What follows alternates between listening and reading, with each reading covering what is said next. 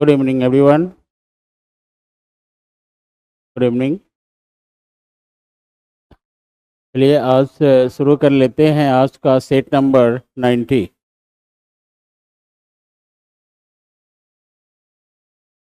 Set number 90, questions number 111। Very good evening. Suresh Yadav, very good evening. आप लोग live हो जाएं। आज का सेट नंबर ठीक है, वॉल्यूम ठीक है, ज़्यादा हो जाएगा।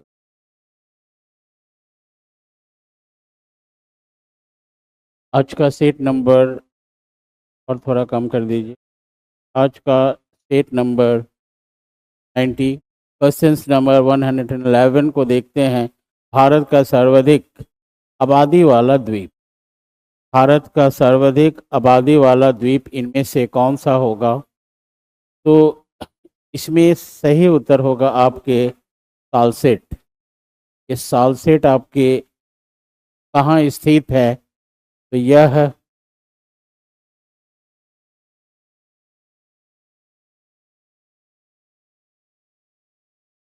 महाराष्ट्र, महाराष्ट्र में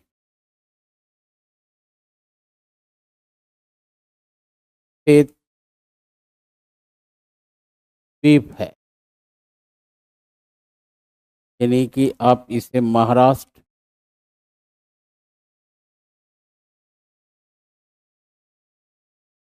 राज्य के पश्चिमी पश्चिमी तट पर स्थित द्वीप है। इस द्वीप पर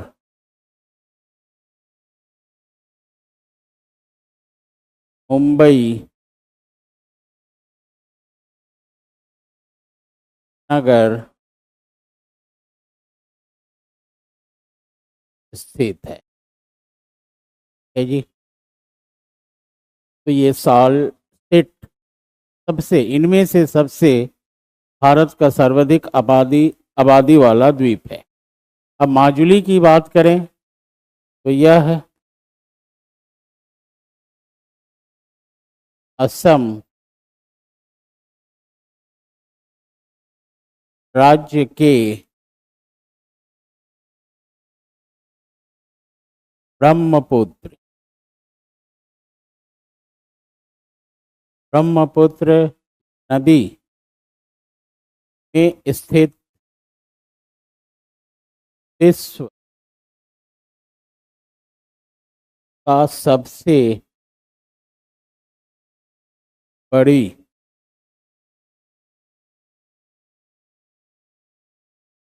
नदी ये द्वीप है। नदी ये द्वीप है। ठीक है जी। माजुली माजुली ब्रह्मपुत्र नदी में अर्थात असम राज्य में माजुली द्वीप स्थित है, जो विश्व की सबसे बड़ी नदीय द्वीप है। और ये सालसेट जो है आपके अरब सागर में स्थित एक द्वीप है, और इसी द्वीप पर मुंबई नामक नगर अवस्थित है, जहाँ का आबादी इन सभी द्वीपों से काफ़ी अधिक। अंडमान द्वीप आप समझ रहे हैं, अंडमान एंड निकोबार द्वीप समूह जो बंगाल की खाड़ी में स्थित है। तो इसके सही उत्तर आपके क्या हो रहे हैं? सी हो रहे हैं। नेक्स्ट क्वेश्चन देख लीजिए। निम्न में कौन सी नदी गंगा के बाएं किनारे पर नहीं मिलती? बाएं किनारे पर नहीं मिलती। ठीक है। तो यहाँ देखेंगे ये एक नदी है, और इस नदी की प्रवाह आपके पश्चिम से पूरब की ओर है। तो बायां ये हो जाएगा, इसमें से घाघरा और गोमती ये नदी हो जाएगी आपकी घाघरा, ये गंगा नदी। ठीक है जी। ये नदी हो जाएगी आपकी घाघरा नदी। ठीक है। और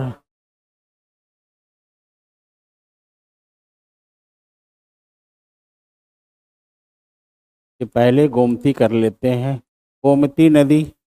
और ये नदी जो होगी जो गंगा में मिल रही है ये हो जाएगी घाघरा नदी।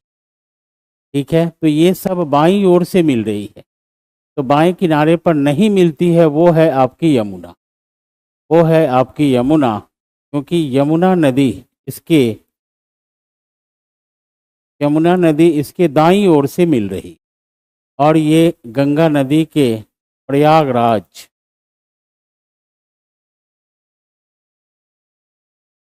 प्रयागराज में यमुना नदी गंगा से मिल जाती है। तो बाएं से मिलने वाली गोमती और घाघरा है और यमुना दाईं ओर से मिलने वाली है। तो सही उत्तर आपके क्या हो जा रहे हैं, ए हो जा रहे हैं।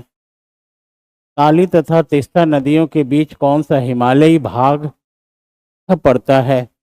तो यहाँ देखेंगे ये आपके हिमालय, ये हिमालय, और इसी क्षेत्र में कुछ पर्वत श्रेणी है। ये बृहद हिमालय, लघु हिमालय और आपके शिवालिक हिमालय। ठीक है, और यहाँ होगा वो ट्रांस हिमालय हो जाएगी। ये जो है आपके महान हिमालय, ये लघु या मध्य हिमालय। और इसी हिमालय को कई नदियों ने काट कर कई भागों में विभाजित की है। उसी को प्रादेशिक विभाजन के नाम से जाना जाता है। ये एक नदी हो गई, ये दूसरी नदी, ये तीसरी नदी,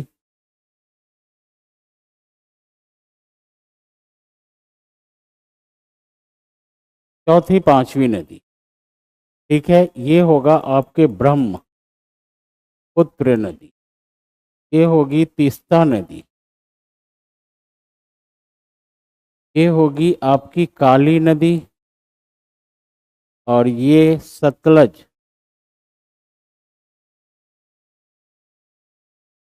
सिंधु नदी। अब इन नदियों के मध्य कुछ हिमालय का निर्माण हुआ है। ठीक है, तो इसे कश्मीर या पंजाब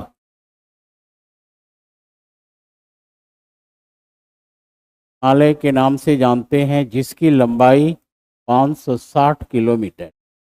ठीक है, ये हिमालय होगी आपकी कुमाऊं, कुमायूं, कुमायूं हिमालय से हिमाचल हिमालय भी कहते हैं, और इसकी लंबाई 320 किलोमीटर होगा। ये होगा आपके नेपाल हिमालय, नेपाल हिमालय, और इसकी लंबाई 800 किलोमीटर है। और ये होगा आपके असम हिमालय, असम हिमालय, और इसकी लंबाई 720 किलोमीटर है। क्वेश्चन पूछा जा रहा है काली और तीस्ता, तो देखेंगे काली और तीस्ता के मध्य में कौन सी हिमालय है? तो ये आपका नेपाल, नेपाल हिमालय है। यहाँ आपका आंसर मिल गया। ये हो जाएगा आपके कश्मीर या पंजाब हिमालय, जो सिंधु और सतलज के मध्य स्थित है। कुमायूं, यहाँ हुमायूं लिख दिया है। कुमायूं हिमालय जो होगा वो सतलज और काली नदी के मध्य होगा। सतलज और काली नदी के मध्य में होगा कुमायूं हिमालय, और फिर नेपाल हिमालय। ठीक है, उसके बाद में असम हिमालय आपके तीस्ता और ब्रह्मपुत्र के मध्य स्थित। तो इसके सही उत्तर क्या हो जा रहे हैं? सी हो जा रहे हैं। ठीक है जी, राधे राधे जी। नेक्स्ट, निम्नलिखित नदियों में कौन सा अपने भ्रंश घाटी प्रवाह के लिए प्रसिद्ध है? चंबल, दामोदर, गंडक। ये दामोदर नदी एक ऐसी नदी है जो पूर्वी भाग में प्रवाहित होने वाली में से एक नदी है, जो भ्रंश घाटी से होकर प्रवाहित होती है। तो देखेंगे कि ये आपके छोटा नागपुर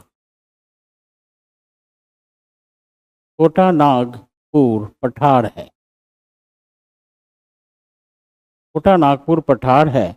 और इसी छोटा नागपुर पठार से एक नदी इसके पश्चिमी भाग से निकलती, और ये भ्रंश घाटी से होकर के निकलती है।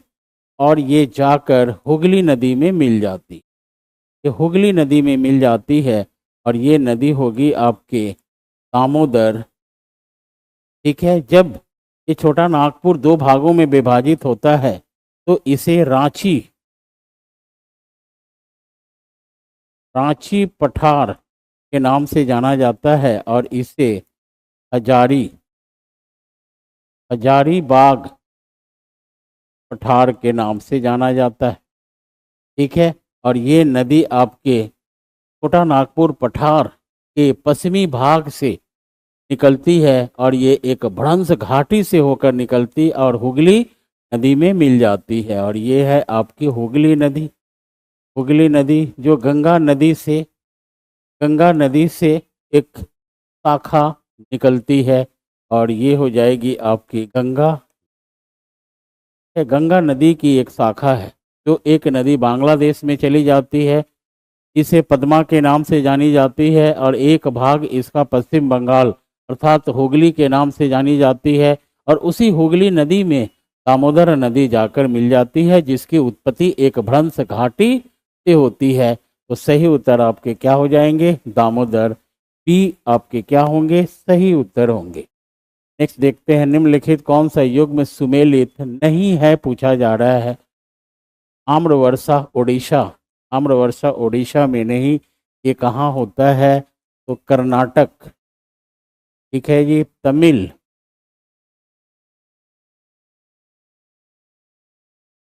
तमिलनाडु तथा केरल, केरल राज्य में होता है। तो सुमेलित नहीं है तो ये यही हो जाएगा। आंधी उत्तर प्रदेश सही है। काल वैशाखी पश्चिम बंगाल, ये भी सही है। तो पश्चिम बंगाल के साथ साथ में ये असम में भी, ठीक है, बांग्लादेश में भी,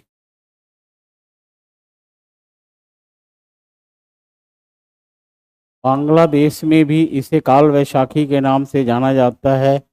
इसे बिहार में भी काल वैशाखी कहा जाता है और कुछ झारखंड के क्षेत्र में भी। ठीक है, कुछ झारखंड के क्षेत्र में भी इसे काल वैशाखी के नाम से जाना जाता है। पश्चिम बंगाल आपके सही उत्तर हैं। तो ये भी सही है। सुमेलित नहीं है तो कौन सी, तो आम्रवर्षा ओडिशा, ओडिशा में नहीं है, ये कहाँ होगा, कर्नाटक, तमिलनाडु तथा केरल। जिसके कारण ए आपके क्या हो जाएंगे, सही उत्तर हो जाएंगे। A is your right answer. Next देखा जाए, अमृतसर, अमृतसर एवं शिमला लगभग एक ही अक्षांश पर स्थित है, परंतु उनकी जलवायु में भिन्नता का कारण है उनकी ऊंचाई में भिन्नता, उनकी समुद्र से दूरी। नॉर्वेस्टर, नॉर्वेस्टर एक पवन है। ठीक है, तो सही उत्तर होगा इसमें उनकी ऊंचाई में भिन्नता, यानी ए आपके क्या हो जाएंगे, सही उत्तर हो जाएंगे। तो यहाँ हम देख सकते हैं कि ये समुद्र है और ये मैंने एक पर्वत बना है, ये पर्वत यानी हिमालय पर्वत मान लीजिए। यहाँ मैंने थोड़ा समुद्र को दिखा दिया, यानी अरब सागर को दिखा दिया गया। यहाँ इस समय के लिए अरब सागर को यहाँ देखेंगे तो पंजाब की अवस्थिति जो होगी वो पंजाब आपके कहाँ है, यहाँ है। ठीक है, ये है आपके अमृतसर, हम अमृतसर लिख देते हैं, ज़्यादा बेटर होगा। ठीक है, जो पंजाब में है ये है आपके अमृतसर। है, ये हो गया आपके अमृतसर। और शिमला की बात करें तो शिमला एक घाटी में स्थित, ठीक है, और ये हो गया आपके शिमला हो गया। ठीक है, एक पर्वतीय क्षेत्र है शिमला और ये मैदानी भाग में स्थित अमृतसर है। तो यहाँ का ताप और यहाँ के ताप में क्या होगा, भिन्नता होगी, भिन्नता होगी। यहाँ के जलवायु में भी भिन्नता होगी क्योंकि ये समुद्र तल से मात्र 200 मीटर की ऊंचाई पर स्थित है। ठीक है, परंतु शिमला की ऊंचाई देखेंगे कि शिमला है इसकी ऊंचाई 2500 मीटर की ऊंचाई 2500 मीटर है। तो दोनों की ऊंचाई में भिन्नता के कारण यहाँ की जलवायु में भी क्या होगी, भिन्नता होगी। क्योंकि अमृतसर एक मैदानीय सतही क्षेत्र है और शिमला जहाँ स्थित है वो एक पर्वतीय क्षेत्र। ठीक है, तो वहाँ की जलवायु और यहाँ की जलवायु का मुख्य कारण क्या है, उनकी ऊंचाई में भिन्नता। क्योंकि अमृतसर की ऊंचाई समुद्र तल से मात्र 200 मीटर है, परंतु शिमला की ऊंचाई लगभग 2500 से 3500 मीटर के मध्य होता है। ठीक है, इसके कारण आपके सही उत्तर क्या हो जाएंगे, ए हो जाएंगे। 116 का सही उत्तर ए होगा।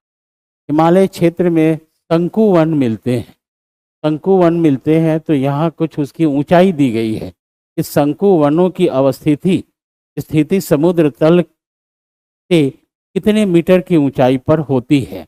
शंकु के एक तरह से शंकु को शीतोष्ण कटिबंधीय वनस्पति भी कहा जाता है।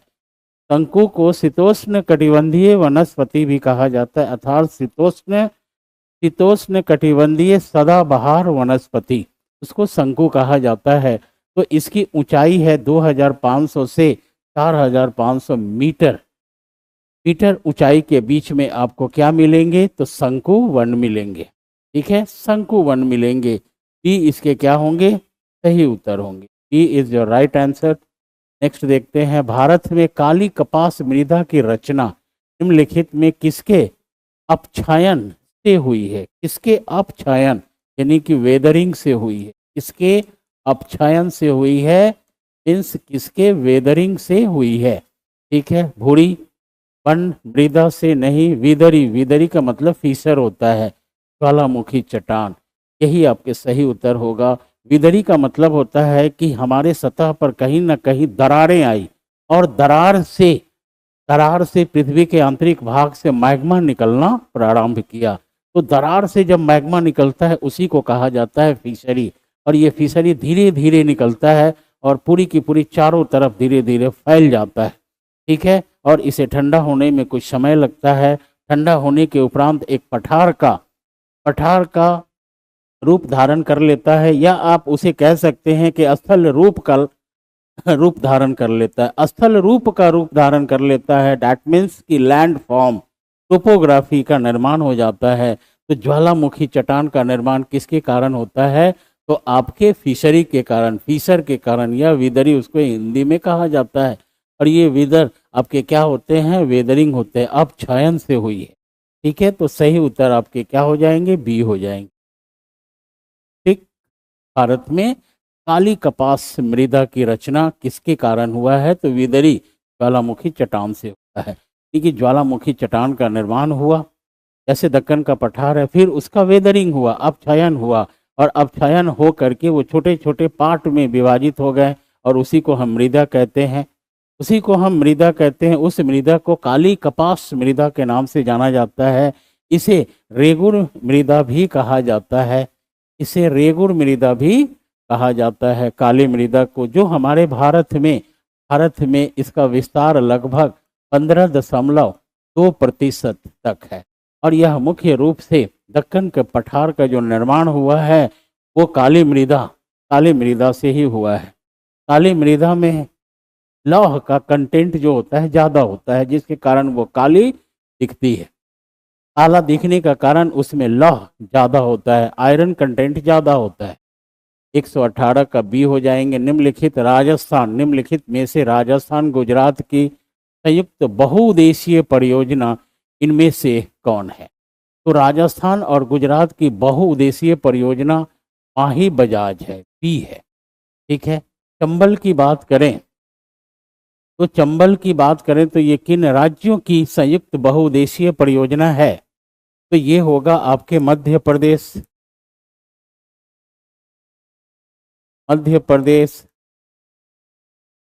राजस्थान और उत्तर प्रदेश। ये 3 राज्यों का बहुउद्देशीय परियोजना आपके कौन से हो जाएंगे, चंबल। ठीक है। नर्मदा सागर की बात करें तो नर्मदा सागर किन किन राज्यों के संयुक्त बहुउद्देशीय परियोजना होगा? तो ये होगा आपके मध्य प्रदेश और गुजरात राज्य का। ठीक है। नर्मदा सागर संयुक्त बहुउद्देशीय परियोजना किन दो राज्यों के मध्य है? तो मध्य प्रदेश और गुजरात। चंबल किनके? तो मध्य प्रदेश, राजस्थान और उत्तर प्रदेश। लेकिन क्वेश्चन पूछा जा रहा है राजस्थान और गुजरात। राजस्थान और गुजरात किनके इस संयुक्त बहुउद्देशीय परियोजना का भाग है? तो माही बजाज। ठीक है जी, माही बजाज बी आपके सही उत्तर होंगे। नेक्स्ट क्वेश्चन देख लिया जाए। इनमें से कौन सा राज्य में सर्दी के महीने में बाढ़ आती है? सर्दी के महीने में, अर्थात सर्दी के महीने में जहां वर्षा होता होगा हमारे भारत में, यानी कोरोमंडल के तट पर लौटती हुई मानसून से वर्षा होता है। तो यहाँ तमिलनाडु दिया हुआ है, तो तमिलनाडु आपके क्या हो जाएंगे? सही उत्तर हो जाएंगे। ये रहा आपके भारत। और ये भारत के, ये देखेंगे भारत के इस क्षेत्र में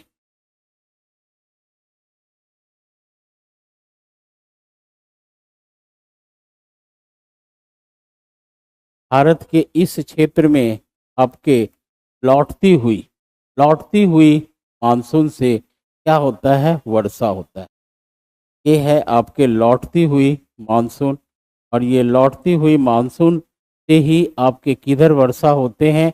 तो यहाँ इस क्षेत्र में, जिसे ऑप्शन में तमिलनाडु दिया हुआ है, तमिलनाडु। ठीक है।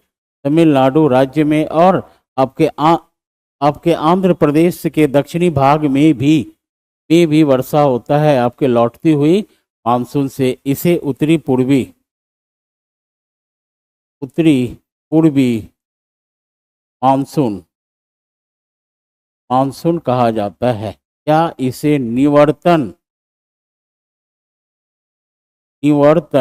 मानसून मानसून भी कहा जाता है? इसे लौटती हुई मानसून कहा जाता है, रिट्रीट मानसून, इसे रिट्रेटिंग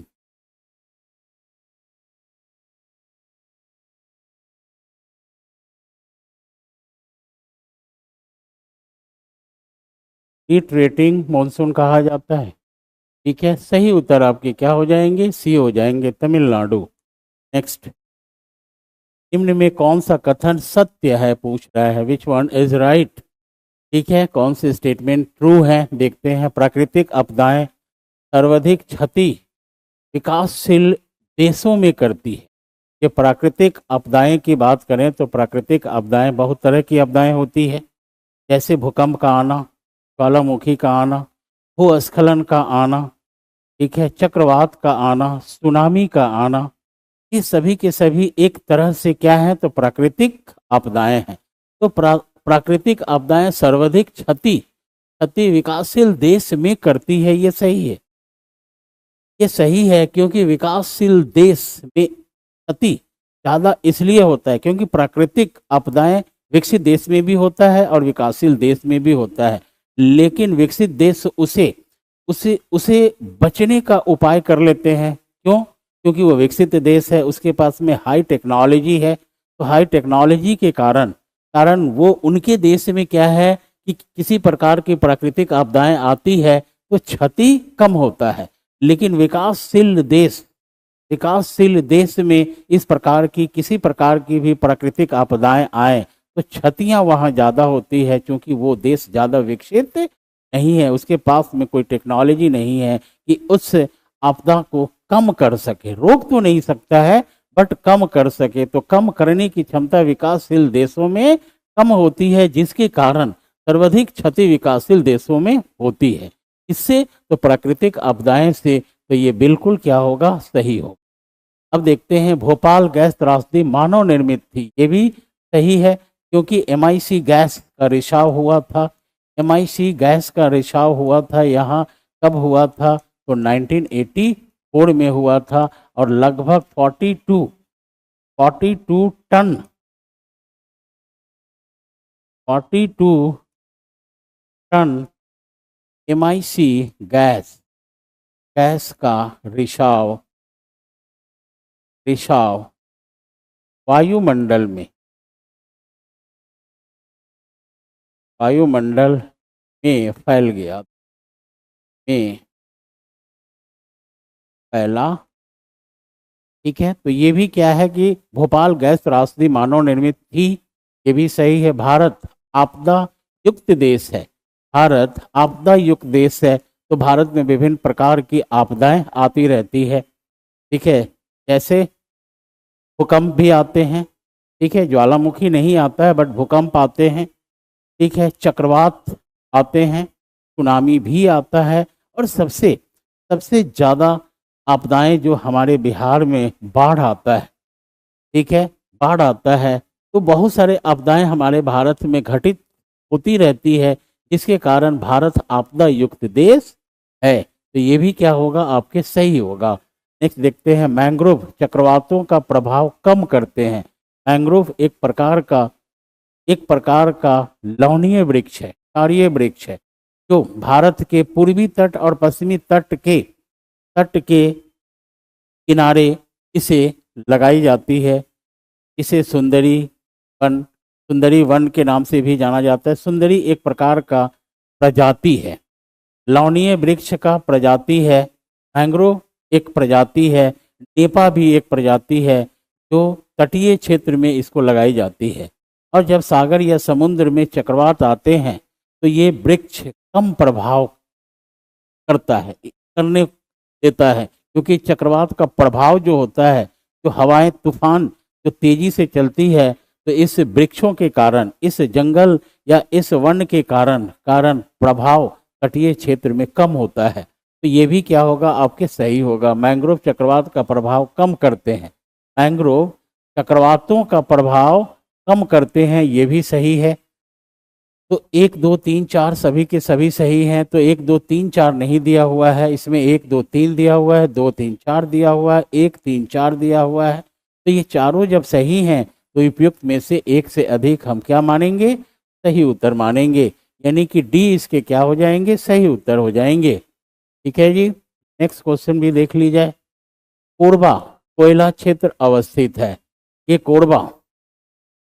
कोरबा कोयला क्षेत्र आपके किस राज्य में मिलेगा, तो कोरबा आपके छत्तीसगढ़ राज्य में कोरबा नामक एक जिला है, जहाँ पर कोयले का खनन किया जाता है। तो कोरबा कोयला क्षेत्र आपको किस जगह पे मिलेगा, तो छत्तीसगढ़ में है। ये इसके सही उत्तर होंगे। चेन्नई के समीप कल्पक्कम नामक स्थान पर निम्न में किसकी स्थापना की गई है। चेन्नई में कल्पक्कम आपके नाभिकीय ऊर्जा संयंत्र है, जो भारत का यह है,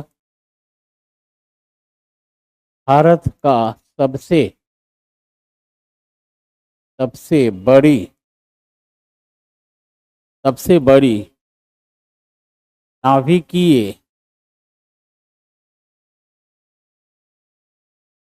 सबसे बड़ी नाभिकीय ऊर्जा संयंत्र, जिसकी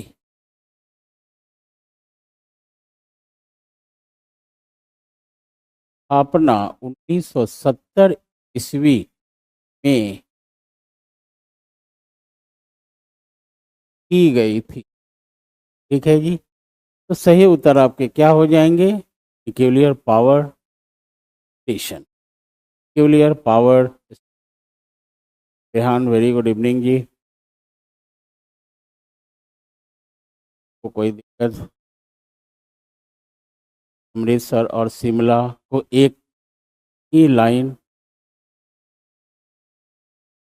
पर में दिखना था, क्लियर नहीं होता है। ठीक है, मैं फिर से एक बार आपकी डिमांड को देखता हूँ, शिमला वाली बात पे जाता हूँ। ये आप कौन है, सुषमा है। देखता हूँ शिमला वाला कितने नंबर क्वेश्चन थे।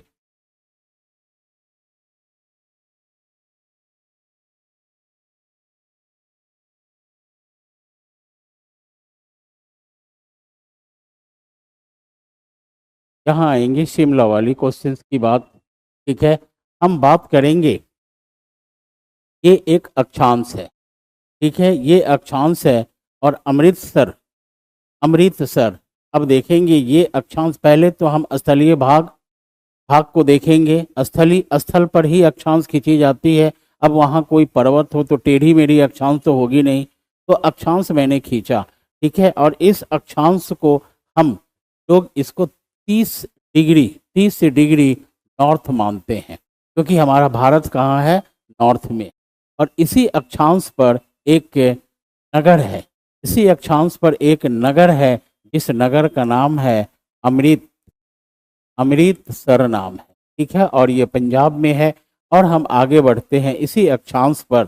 जब आगे बढ़ेंगे तो देखेंगे कि अमृतसर के, पंजाब के ठीक पूर्वी भाग में आपको क्या मिलेगा, तो हिमालय क्षेत्र, ठीक है, हिमालय क्षेत्र मिलेगा। ये हिमालय क्षेत्र मिलेगा। और इस हिमालय क्षेत्र में एक आपके क्या होंगे, तो नगर होगा। और इस नगर का नाम क्या होगा, तो शिमला होगा। अब ये जो हिमालय हिमालय है, यह पर्वतीय क्षेत्र है, वो नीचे है ना अक्षांश पर, इसी अक्षांश पर है। इसकी ऊंचाई चाहे जितनी भी हो जाए, ठीक है, लेकिन अक्षांश तो हम यही मानकर चलेंगे। तो एक ही अक्षांश पर अमृतसर और शिमला है, लेकिन इन दोनों में जलवायु का क्या है, भिन्नता है। जलवायु का भिन्नता का मुख्य कारण क्या है कि ये समुद्र तल से इसकी ऊंचाई मात्र कितनी है, तो 200 मीटर है। परंतु इसकी समुद्र तल से ऊंचाई की बात हो रही है, देखिए उनकी ऊंचाई में भिन्नता। तो इसकी ऊंचाई लगभग 2500 से 3000 मीटर तक है। इसके कारण यहाँ की जलवायु और यहाँ की जलवायु में क्या आ जाती है, भिन्नता आ जाती है। एक ही अक्षांश पे देख रहे हैं ना, एक ही अक्षांश पर स्थित है। यानी कि मानकर चलेंगे कि ये 30 डिग्री उत्तरी गोलार्ध है, उत्तरी अक्षांश है। तो उसी अक्षांश पर आपके अमृतसर भी मिलेंगे और उसी अक्षांश पर आपको शिमला भी मिलेगा। और शिमला अब एक पर्वतीय नगर है। तो ये पर्वत को हम अक्षांश को टेढ़ा नहीं कर सकते, टेढ़ा नहीं कर सकते हैं, बस इसी अक्षांश पर पर्वत है। तो ये ऊंचाई पर है, ऊंचाई पे होने के कारण यहाँ और यहाँ की जलवायु में क्या हो जाएगा, भिन्नता हो जाएगा। ठीक है जी, सुषमा, क्लियर हुआ? कमेंट्स करेंगे यदि होंगी तो। कैनिफेरस फॉरेस्ट, गुड। नहीं तो फिर से समझाऊंगा। हमारे कहने का मतलब कि ये एक अक्षांश है, यहाँ मैं ये जो अक्षांश है और ये इसकी बात हो रही है। तो ये दोनों अक्षांश आपके कितने हैं, तो 30 डिग्री नॉर्थ है। और ये आपके शिमला शिमला यानी कि पर्वतीय भाग में स्थित है। तो हम अक्षांश इसको मानकर चलते, ठीक है। ये अक्षांश ऐसे नहीं घूमेगा। एक ही अक्षांश पे आपको अमृतसर भी मिलेगा, शिमला भी, ठीक है। तो शिमला अब सीधे ऊपर देखेंगे, क्योंकि यहाँ पर्वत है, पर्वत के ऊपर में क्या है, तो शिमला। क्लियर हुआ? चलिए आगे बढ़ते हैं। नेक्स्ट, तो कहाँ थे देख लेते हैं। माही था, ये भी हो गया है।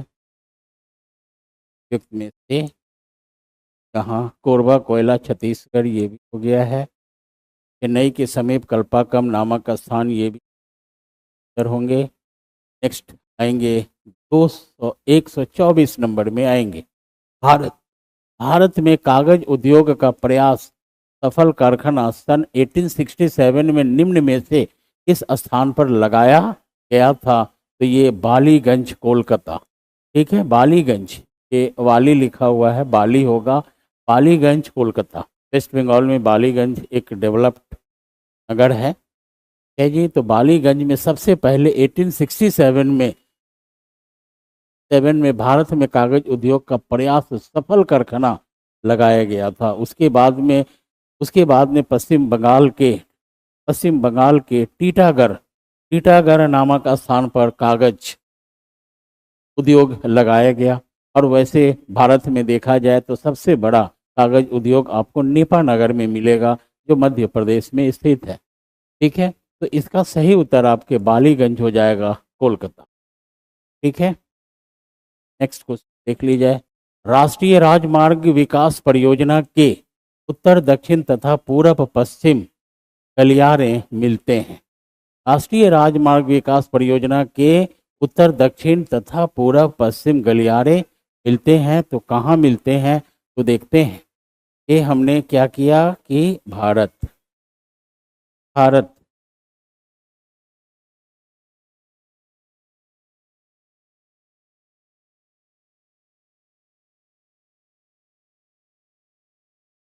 एक रफली डायग्राम वैसे ही बना करके बस समझाने के लिए,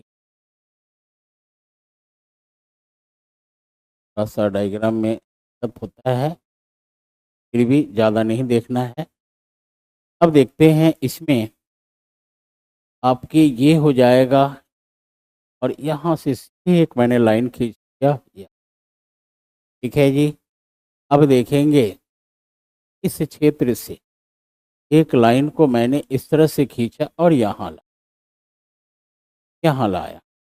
ठीक है, अब ये जो क्षेत्र होगा एक दूसरे को, ये गलियारा अर्थात उत्तर दक्षिण, ठीक है, और पश्चिम पूरब एक दूसरे को कहाँ काटता है? तो ये आपका हो जाएगा झांसी।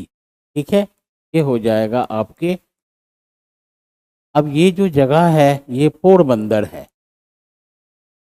पोरबंदर यानी पोरबंदर से लेकर सिलचर तक ये हो जाएगा आपका सिलचर, यानी असम में है सिलचर, और पोरबंदर आपके गुजरात में। ठीक है, यहाँ मैंने गुजरात हाथ लिख दिया, और सिलचर आपके कहाँ होंगे? तो असम में, असम राज्य में आपके क्या होंगे? सिलचर होंगे। और ये जो क्षेत्र है ये आपके श्रीनगर है। श्रीनगर है कश्मीर, है जम्मू और कश्मीर की राजधानी श्रीनगर है। और ये हो जाएगा आपके कन्या कन्याकुमारी। तो इसे कहा जाता है दक्षिण उत्तरी गलियारा, और इसे कहा जाता है आपको पश्चिमी पूर्वी या पूर्वी पश्चिमी गलियारा। तो ये दोनों क्या है? एक राष्ट्रीय राजमार्ग है, ये एक राष्ट्रीय राजमार्ग है। ठीक है, जो पोरबंदर से सिलचर को जोड़ता है, और ये भी एक राष्ट्रीय राजमार्ग है जो श्रीनगर से कन्याकुमारी को जोड़ता है। ठीक है, तो इसे ही गलियारा कहा जाता है, कॉरिडोर कहा जाता है। और ये दोनों एक दूसरे को कहाँ काटते हैं, कहाँ मिलती है? तो झांसी नामक, ठीक है, झांसी नामक जगह पर। और ये आपके क्या हो जाएंगे? सही उत्तर हो जाएंगे। श्रीनगर से कन्याकुमारी, पोरबंदर से सिलचर तक मिलता है आपके क्या? तो उत्तर दक्षिण तथा पूर्व पश्चिम गलियारे मिलते हैं कहाँ? झांसी में। तो उत्तर दक्षिण आपके क्या हो गए? ये हो गए। और पूर्व पश्चिम आपके सिलचर से पोरबंदर हो। ठीक है, सही उत्तर आपके क्या होंगे? बी होंगे। बी आपके सही उत्तर हो, झांसी में। Very good.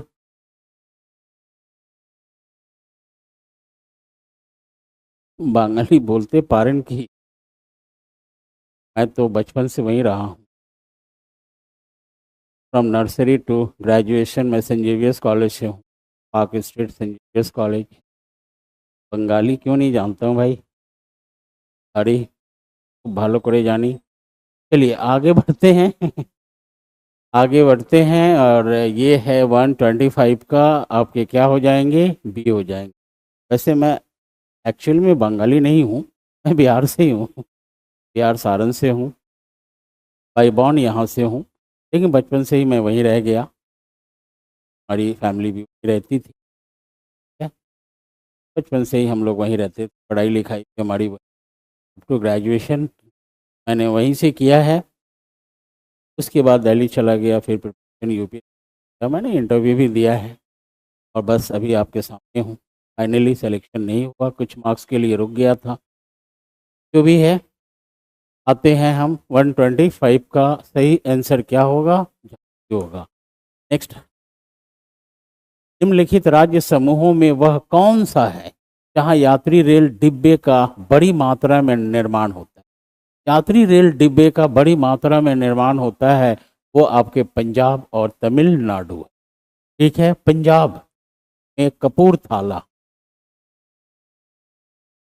कपूरथाला, ठीक है। और तमिलनाडु आपके कहाँ हो जाएंगे, तो चेन्नई, चेन्नई में। इन दोनों जगह पर आपके रेल डिब्बों का निर्माण होता है, ठीक है। यहाँ आपके क्या मिलेंगे, तो रेल फैक्ट्री,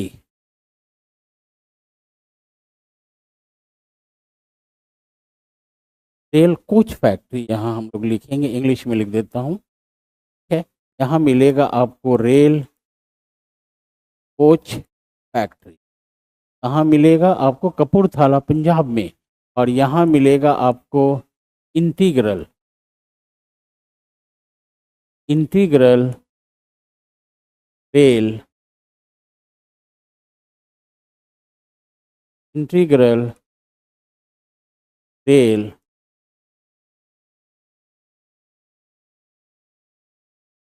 ठीक है, जो चेन्नई में हो, का नाम होगा इंटीग्रल रेल कोच फैक्ट्री, और यहाँ होगा रेल कोच, ठीक है। तो ये पंजाब और तमिलनाडु आपके क्या होंगे, सही उत्तर होंगे, ठीक है। Which among the following states group is the one where passengers railway coaches are manufactured in the large quantities, Punjab and Tamil Nadu? A is your answer, 126 का सही उत्तर क्या होगा, ए होगा। नेक्स्ट क्वेश्चन देखते हैं, किस जनजाति की आजीविका पारंपरिक रूप से बांस यानी बैम्बू, बांस पर आधारित है, ठीक है जी, बांस पर आधारित है। तो इसमें आपके कमार है, कमार जनजाति, ये छत्तीसगढ़ की जनजाति, छत्तीसगढ़, ये छत्तीसगढ़ की जनजाति है। इनका इनका आजीविका इस पर आधारित है, तो बांस पर, यानी कि बांस से ये लोग विभिन्न प्रकार के वस्तुएं बनाते हैं, जैसे टोकरी बनाना है ना, बहुत सारी बांस से बहुत चीज़ें बनती है, आपके सोफे भी बनाना। तो बांस से जितनी भी वस्तुएं बनाई जाती है, इन लोगों के पास में वो कला होती है कि उसे बना करके मार्केट में बेचते हैं और बेचकर अपना जीवन यापन करते हैं, ठीक है। तो ये कौन सी जनजाति है, कमार जनजाति है, जो छत्तीसगढ़ की निवासी है, छत्तीसगढ़ में रहती है। अब बिंझवार की बात करें तो ये भी आपके छत्तीसगढ़ में ही रहती है, ये भी छत्तीसगढ़ की ही जनजाति है, बिंझवार, ठीक है। कंवर की बात करें, कंवर जनजाति की बात करें तो ये छत्तीसगढ़, मध्य प्रदेश,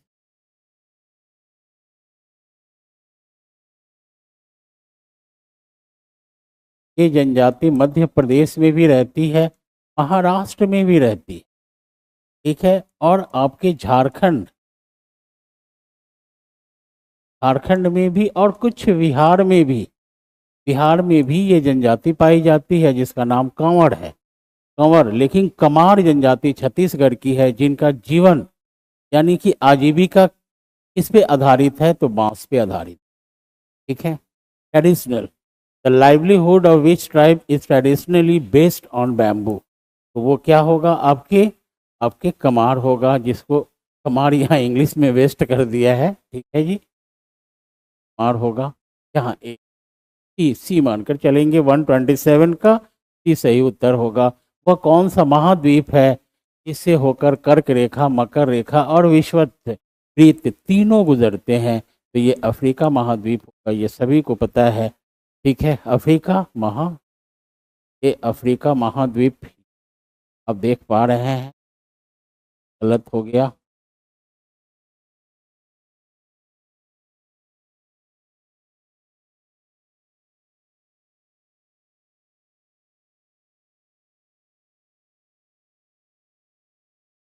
ये अफ्रीका महाद्वीप हो गया, यहाँ से 0 डिग्री, ठीक है जी। इस क्षेत्र से आपको 23.5 डिग्री है ना, जो ये कर्क हो जाएगा, ये आपके विषुवत रेखा हो जाएगा, भूमध्य रेखा, भूमध्य रेखा हो जाएगा है। और ये जो लाइन है आपके 23 डिग्री साउथ हो जाएगा, ये नॉर्थ हो जाएगा, और ये हो जाएगा आपके मकर मकर रेखा। ये तीनों के तीनों लाइनें आपके अफ्रीका महाद्वीप से करता है, सही उत्तर आपके अफ्रीका हो जाएगा, ए। इजी है, सबको पता है। निम्नलिखित में कौन से कथन सत्य है, पूछ रहा है। पृथ्वी की सतह पृथ्वी के सतह के टूटकर घिस जाने को अपर्दन कहते हैं। अपर्दन यानी कि इसे कहा जाता है इरोजन। ठीक है, इरोजन जो होता है, अपर्दन घिस करके, अपर्दन अपर्दित होना। तो ये बिल्कुल सही है। पृथ्वी की नई सतहों के निर्माण की प्रक्रिया, जब नई सतह का निर्माण होता है उस प्रक्रिया को क्या कहा जाता है? तो निक्षेपण, डिपोजिशन कहता है। डिपोजिशन से ही आपके सतह का निर्माण होता है। कहीं ज़्यादा डिप्रेशन है, गड्ढे हैं, ठीक है, तो उसमें थोड़ा थोड़ा थोड़ा थोड़ा जमा हो करके, डिपोजिशन होकर, निक्षेप होकर के वो समतल जगह बन जाता है। ठीक है, तो एक सतह का निर्माण होता है। कोई पर्वत है, यहाँ देखेंगे कोई पर्वत है पृथ्वी पर, तो उस वो टूटने के उपरांत क्या हो रहा है? अपर्दन हो रहा है, और अपर्दन होकर के वो बराबर हो जाता है। ठीक है, और जो जहाँ पे गड्ढा है वो भर जाता है। तो ये सिलसिला हमेशा चलता रहता है। फिर से पर्वत बनेगा, फिर पर्वत का अपर्दन होगा, फिर अपर्दन के बाद में निक्षेपण होगा। ठीक है, फिर आंतरिक भाग में जाएगा और वो मैग्मा और लावा के रूप में बाहर आएगा और आग्नेय चट्टान का निर्माण होगा। फिर आग्नेय चट्टान का अपर्दन होगा, फिर आग्नेय चट्टान के बाद में वो अपर्दन होकर निक्षेपण होगा। निक्षेपण होगा तो अवसादी चट्टान का निर्माण होगा। जब अवसादी चट्टान का निर्माण होगा तो उस पर दबाव पड़ेगा, प्रेशर पड़ेगा, तो वो आंतरिक भाग में ताप के कारण उसका रूप चेंज हो जाएगा। रूप चेंज होने के उपरांत वो मैग्मा में कन्वर्ट हो जाएगा। वही मैग्मा जब सतह पर आएगा लावा के रूप में, तो फिर से आग्नेय चट्टान बनेगा। तो ये सिलसिला हमेशा चलता रहता है। इसे साइक्लिंग रॉक, ठीक है, साइकिल ऑफ रॉक कहा जाता है, और ये होता रहता है। साइकिल ऑफ रॉक में आपको erosion and deposition main thing है। ठीक है, मेन चीज है। तो सही उत्तर इसके आपके ये भी हो जाएंगे, दोनों ही सही है। तो केवल एक, केवल दो, एक और दो दोनों सही, यानी सी आपके क्या हो जाएंगे? सही उत्तर हो जाएंगे। नेक्स्ट देखते हैं, निम्नलिखित में भारत के कौन से राज्य तीन तरफ से अंतर्राष्ट्रीय सीमा से घिरा है? मणिपुर, असम, सिक्किम, त्रिपुरा। तो ये सिक्किम भी घिरा हुआ है, और आपके त्रिपुरा भी घिरा हुआ है। अब देखेंगे, हम बात करें सिक्किम की, ये बात करें सिक्किम की। ठीक है, तो ये है आपके नेपाल, ये है नेपाल, और ये हो जाएगा आपके भूटान। ठीक है, और ये जो है आपके क्या है? सिक्किम है।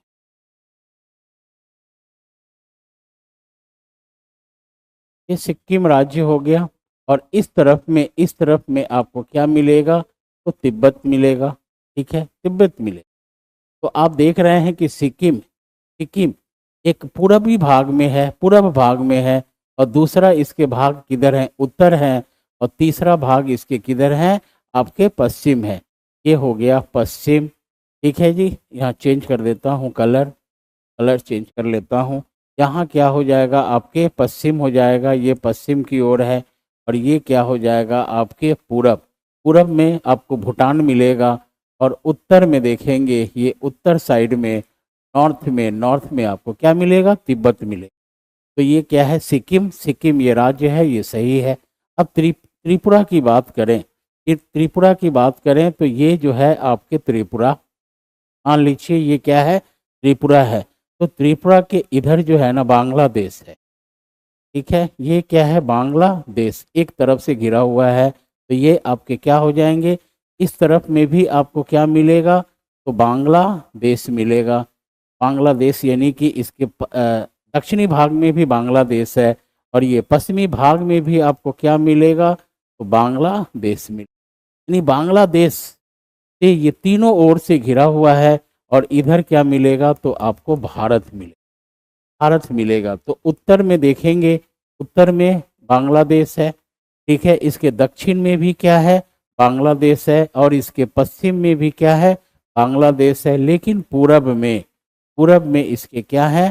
तो भारत है। तो आपके ये क्या हो जाते हैं? त्रिपुरा।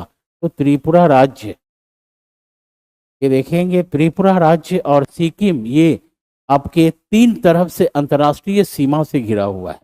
तीन तरफ यानी कि उत्तर, दक्षिण, पश्चिम। उत्तर, दक्षिण, पश्चिम त्रिपुरा घिरा हुआ है अंतर्राष्ट्रीय देश से।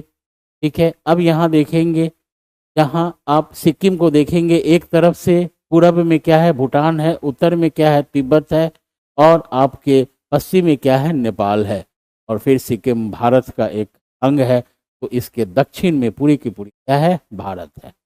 ठीक है, सही उत्तर आपके क्या हो जाएंगे, 3 और 4। तो 3 और 4 यहाँ दिया हुआ है, C is your right answer of question number 130। Next देखते हैं, निम्नलिखित में कौन सा कथन सत्य है। सत्य है, कंटीली झाड़ियों वाली वनस्पति में पानी की क्षति को कम करने के लिए पत्तियों में बड़े बड़े कांटे होते हैं। बिल्कुल सही है। कांटे होने का कारण क्या है? ठीक है, तो कंटीली झाड़ियों वाली वनस्पति में पानी की क्षति को कम करने के लिए पत्तियों में बड़े बड़े क्या होते हैं, कांटे होते हैं। बिल्कुल सही है। पर्वतीय क्षेत्रों में पर्वतों की ऊंचाइयों के साथ वनस्पतियों में भी भिन्नता होती है। बिल्कुल होगी आपकी। जैसे ये है आपके पर्वत है, ठीक है, ये पर्वत है, और इस पर्वत के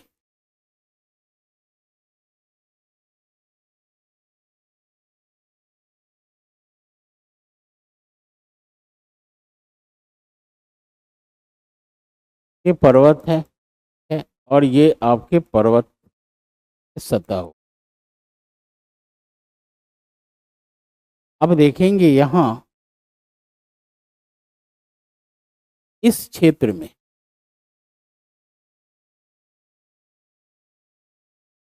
ये वाली जो क्षेत्र होगा एक होगा, ये जो क्षेत्र होगा दूसरा होगा, ये जो क्षेत्र होगा तीसरा होगा, और ये जो क्षेत्र,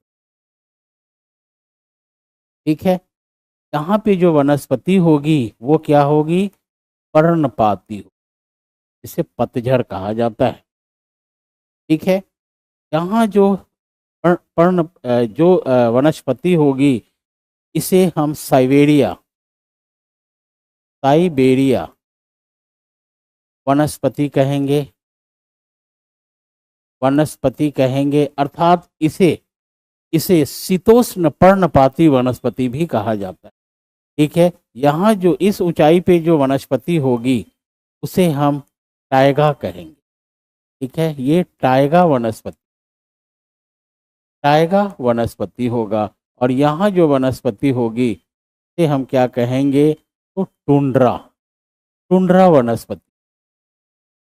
यहाँ क्या होगा, तो टुंड्रा वनस्पति होगा। और ये सबसे ऊपर वाला जो क्षेत्र आपको दिख रहा है, ये जो क्षेत्र दिख रहा है ये आपके आइस है, ग्लेशियर है। इसे कहा जाता है स्नो लाइन, ये कहा जाता है स्नो, यानी कि यहाँ पे बर्फ बनना, इसकी ऊंचाई से बर्फ बनना शुरू हो जाता है। बर्फ यहाँ भी थोड़ा थोड़ा मिलेंगे, लेकिन ये पूरी की पूरी क्या है ना, बर्फीली जगह है, स्नो लाइन है। यहाँ पर सिर्फ ग्लेशियर मिलेगा, बर्फ मिलेगा, और कुछ नहीं मिलेगा। ठीक है, तो ऊंचाई के आधार पर पर्वतीय क्षेत्रों में पर्वतों की ऊंचाइयों के साथ वनस्पतियों में भी भिन्नता आती है, तो आएगी ही। इस क्षेत्र में सबसे नीचे में पर्णपाती मिलेगा, जिसके पत्ते एक बार झड़ जाते हैं। फिर साइबेरिया वनस्पति मिलेगा, इसे शीतोष्ण पर्णपाती कहते हैं। इसके भी पत्ते झड़ते हैं, लेकिन हमेशा सदाबहार रहते हैं, झड़ते हैं। टाइगा आएगा, ठीक है, टाइगा शीतोष्ण सदाबहार कटिबंधीय टाइगा। उसके बाद में टुंड्रा आएगा, जहाँ पे टुंड्रा वनस्पति में छोटे छोटे पौधे टाइप के होते हैं, जैसे काई हुआ, लाइकेन हुआ, ये वनस्पति यहाँ टुंड्रा में मिलेगा आपको। तो आप देख रहे हैं कि ऊंचाई के आधार पर वनस्पति की प्रकार में भी भिन्नता आती है। तो ये भी क्या होगा, सही होगा। ठीक है जी, तो ये भी सही होगा, एक भी सही होगा, दो भी सही होगा, तो एक और दो दोनों सही होंगे, यानी कि सी आपके क्या हो जाएंगे, सही उत्तर हो जाएंगे। सी इज योर राइट आंसर। ठीक है, यहाँ देख सकते हैं सी आपके राइट आंसर होंगे।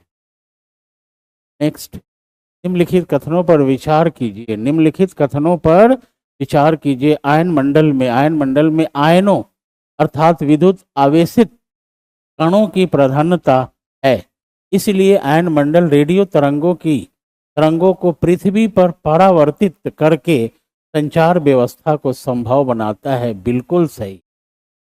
ठीक है, मास कम्युनिकेशंस लेयर इसे कहा जाता है, आयन मंडल को, आयनोस्फीयर को।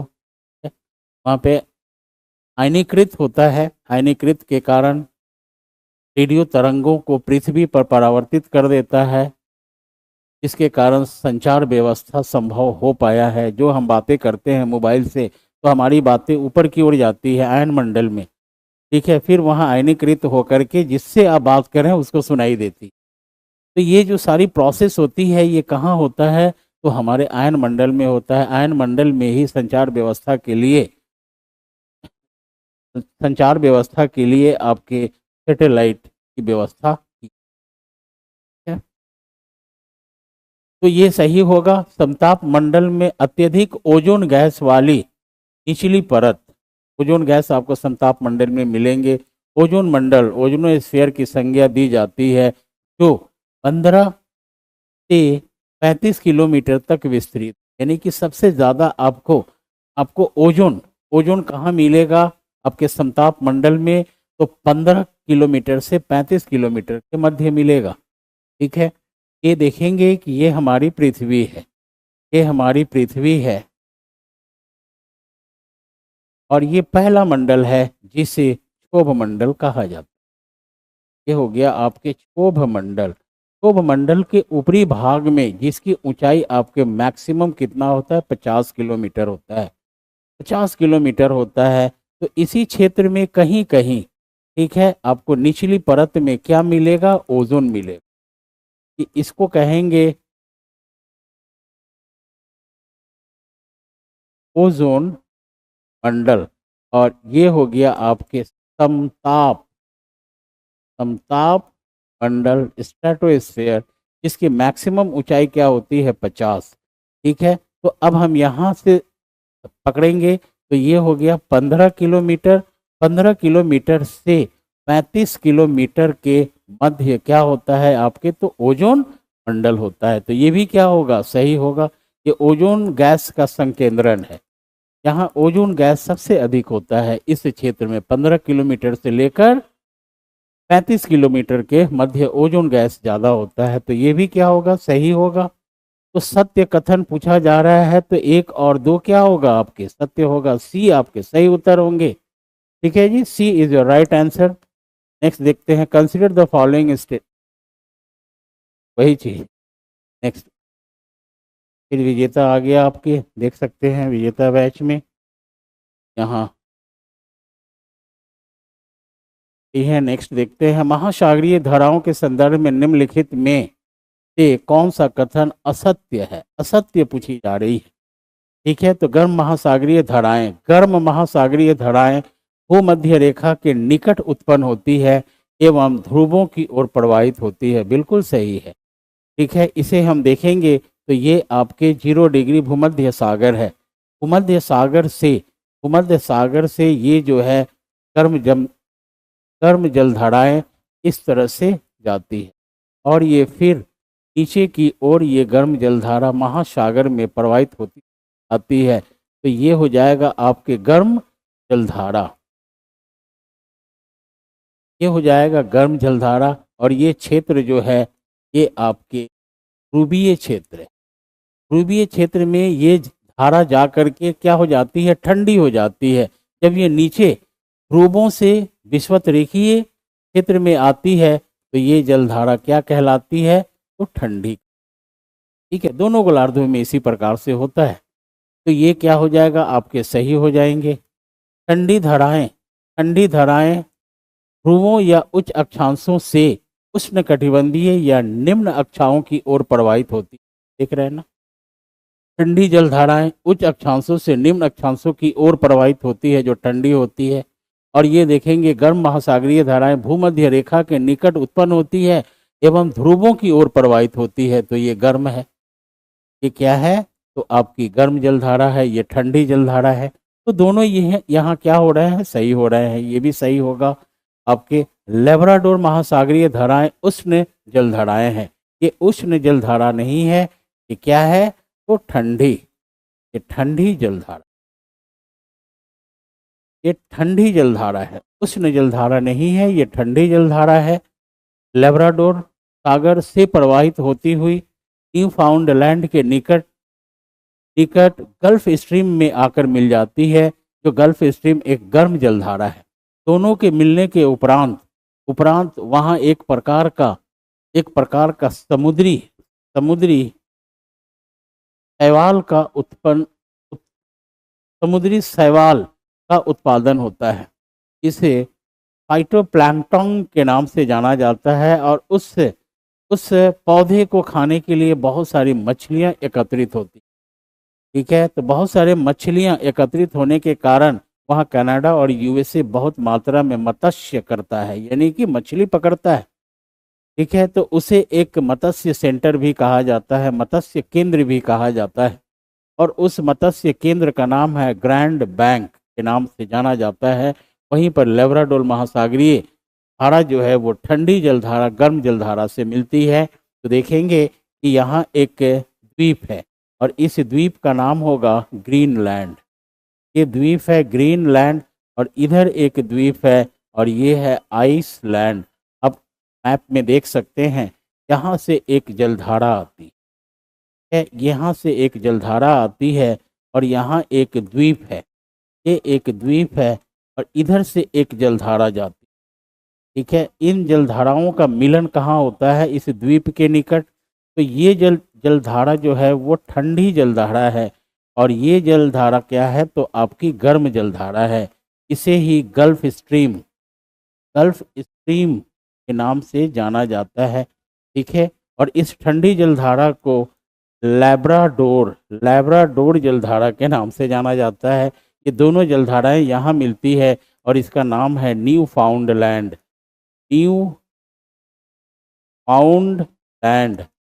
ठीक है, और ये द्वीप जो है आपके कनाडा का द्वीप। ठीक है, कनाडा उत्तरी अमेरिका के पूर्वी भाग में देखेंगे अटलांटिक महासागर में ये धाराएं प्रवाहित होती है। इसे लेब्राडोर जलधारा ठंडी लेब्राडोर ये है और ये आपके गर्म जलधारा है गल्फ स्ट्रीम। दोनों का मिलन होता है कहाँ? तो न्यूफाउंडलैंड में।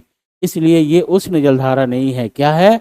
आपकी ठंडी जलधारा। तो ये गलत है और गलत ही पूछा जा रहा है। असत्य इसमें कौन है? तो सी इसके क्या होंगे? सही उत्तर होंगे। असत्य क्या है? सी है। 133 का सी होगा जी। नेक्स्ट देखते हैं। शीतोष्ण पर्णपाती वनों के संदर्भ में नीचे दिए गए कथनों में से कौन सा सत्य है? सत्य पूछा जा रहा है। उच्च अक्षांशों की ओर बढ़ने पर अधिक शीतोष्ण पर्णपाती वन मिलते हैं। उच्च अक्षांशों की ओर बढ़ने पर अधिक शीतोष्ण पर्णपाती वन मिलते हैं, बिल्कुल सही है। सत्य ही पूछा जा रहा है। इस प्रकार के वन अधिकांश उत्तर पूर्वी अमेरिका एवं पश्चिमी यूरोप के तटीय भागों में पाए जाते हैं, ये भी सही है, ये भी सही है। ठीक है, 3 नंबर देखें। इस प्रकार के वनों के वृक्ष अपनी पत्तियां शुष्क मौसम में गिरा देती है, क्योंकि बात हो रही है पर्णपाती की। वो शीतोष्ण हो या आर्द्र हो या आपके शुष्क हो। पर्णपाती का मतलब ही होता है पतझड़, डेसिडियस फॉरेस्ट। इस प्रकार के वनों के वृक्ष अपनी पत्तियां शुष्क मौसम में गिरा देते हैं, ये भी क्या होगा? सही होगा।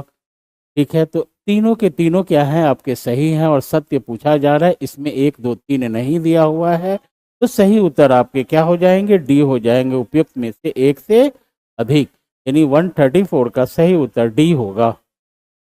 ठीक है, नेक्स्ट। कृषि के संदर्भ में निम्नलिखित युग्मों पर विचार करें और सही युग्म हमें चुनना है। तो मिश्रित कृषि एक ही फार्म पर फसलों की खेती के साथ साथ पशुपालन भी किया जाता है, उसे ही मिक्स्ड एग्रीकल्चर अर्थात मिश्रित कृषि कहा जाता है। गहन कृषि की बात करें तो गहन कृषि भूमि की प्रति इकाई में मानव श्रम का अधिक उपयोग होता है। गहन कृषि में क्या होता है कि कम क्षेत्रफल पर अधिक मैन पावर यानी कि मानव श्रम लगाकर अधिक से अधिक उपज किया जाता है, ताकि जनसंख्या को नियंत्रित किया जा सके। उसी को गहन कृषि कहा जाता है। तो ये भी क्या है? आपके सही है। 1 और 2 दोनों सही हैं, तो सही उत्तर 1 और 2 आपके दिए हुए हैं विकल्प में सी। तो सी इसके क्या हो जाएंगे? सही उत्तर हो जाएंगे। नेक्स्ट। संकटग्रस्त वन्य प्रजाति प्राणी जात और वनस्पति जात में अंतर्राष्ट्रीय व्यापार बड़ी पार्टी जिसको साइट्स कहा जाता है, CITIES, साइट्स कहा जाता है। ठीक है, ये संदर्भ में निम्नलिखित में से कौन सा कथन सत्य है पूछा जा रहा है। ये विभिन्न देशों की सरकारों के बीच एक अंतर्राष्ट्रीय समझौता है, बिल्कुल सही है। ठीक है, ये साइट्स क्या है, एक अंतर्राष्ट्रीय संगठन है जो संकटग्रस्त वन्य प्राणी जात और वनस्पति के विषय में एक समझौता है। ठीक है, सभी देशों के मध्य सरकारों के बीच एक अंतर्राष्ट्रीय समझौता है। ठीक है, तो ये सही है। इसके अंतर्गत पशु पक्षियों के अवैध व्यापार पर प्रतिबंध लगाया गया है, ये भी सही है। यानी 1 और 2 दोनों सही हैं। सत्य पूछा जा रहा है तो आपके सही उत्तर 1 और 2 हो जाएंगे। सी इसके भी सही उत्तर होंगे। सी इसके भी सही उत्तर होंगे। नेक्स्ट देखा जाए, देखिए साइट्स लिखा हुआ। नेक्स्ट आते हैं, निम्नलिखित में किसको काला सोना कहा जाता है। तो काला सोना यहाँ आपको पेट्रोलियम और इसके बने उत्पाद को कहा जाता है काला सोना, ब्लैक गोल्ड। ठीक है, इसे कहा जाता है ब्लैक गोल्ड। ठीक है, किसको कहा जाता है, बी को, यानी पेट्रोलियम और इसके बने उत्पाद को। ठीक है, तो कोयला को क्या कहा जाता है, तो कोयला को कहा जाता है ब्लैक डायमंड कहा जाता है। ठीक है, काला हीरा कहा जाता है। ठीक है, क्योंकि कोयला से ही हीरा प्राप्त होता है, तो कोयला को कहा जाता है काला हीरा। ठीक है, और काला सोना किसको कहा जाता है, तो पेट्रोलियम को कहा जाता है। ठीक है, अब चूना पत्थर की बात करें तो ये होता है आपके कैल्शियम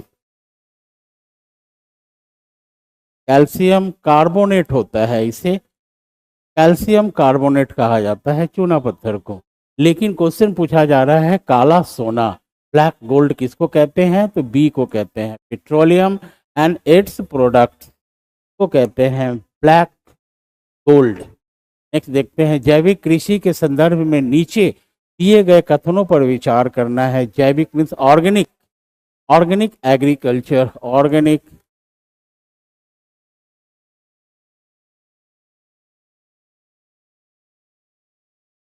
ऑर्गेनिक एग्रीकल्चर की बात हो रही है जिसमें किसी प्रकार का सिंथेटिक फर्टिलाइजर का यूज नहीं किया जाता है, उसे जैविक कहा जाता है। तो देखते हैं, इस प्रकार की कृषि में रासायनिक खाद की जगह जैविक खाद, ठीक है, जैविक खाद का प्रयोग किया जाता है। ये बिल्कुल क्या होगा, सही होगा। जैविक विधि द्वारा खेती करने से उत्पादन की लागत तो कम होती ही है, इसके साथ ही कृषक को आय अधिक प्राप्त होती है तथा अंतर्राष्ट्रीय बाजार की स्पर्धा में, कंपटीशन में जैविक उत्पाद अधिक खरे उतरते हैं, यानी कि डिमांड अधिक है। ऑर्गेनिक एग्रीकल्चर का डिमांड इंटरनेशनल मार्केट में क्या है, अधिक है। ठीक है, और किसानों को इसमें लागत भी कम आता है। तो ये भी एक तरह से क्या है, संपूर्ण रूप से सही है, ये भी सही है। जैविक कृषि के विषय में बताई जा रही है।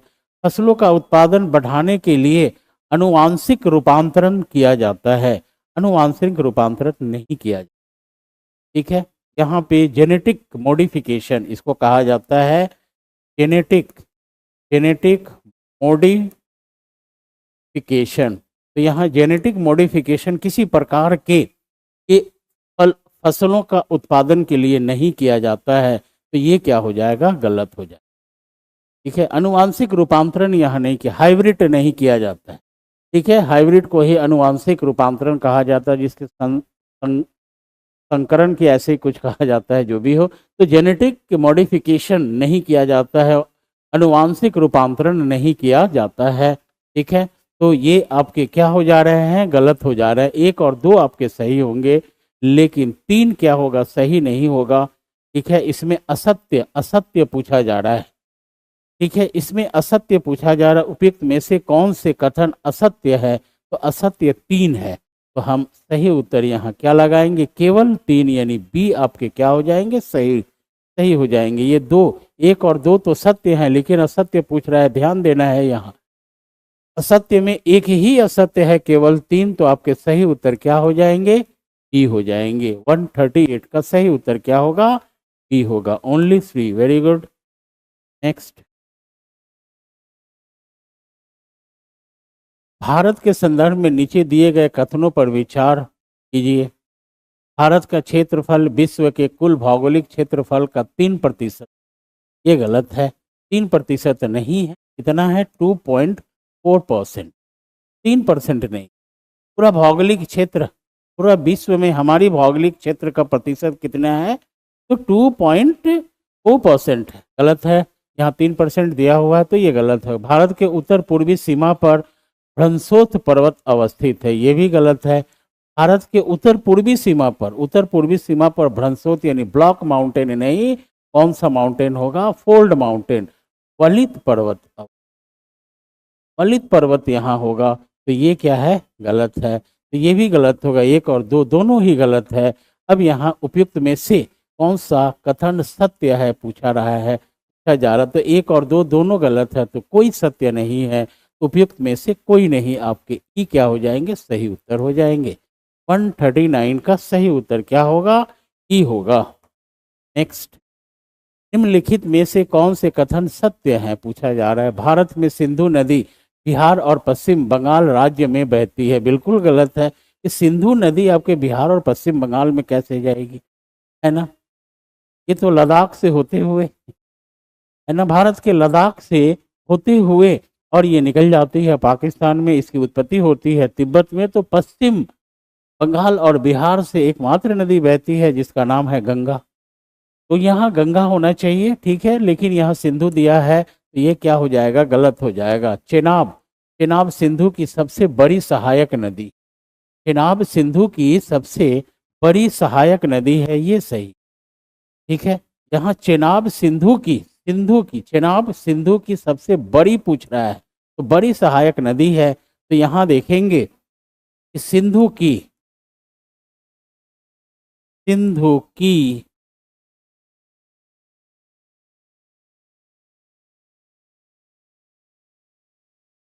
की सबसे बड़ी सहायक नदी, सबसे बड़ी सहायक नदी चेनाब, ये सही है। अब देखेंगे सिंधु यदि पूछता तो ध्यान रखेंगे, बहुत इंपॉर्टेंट चीज है। सिंधु की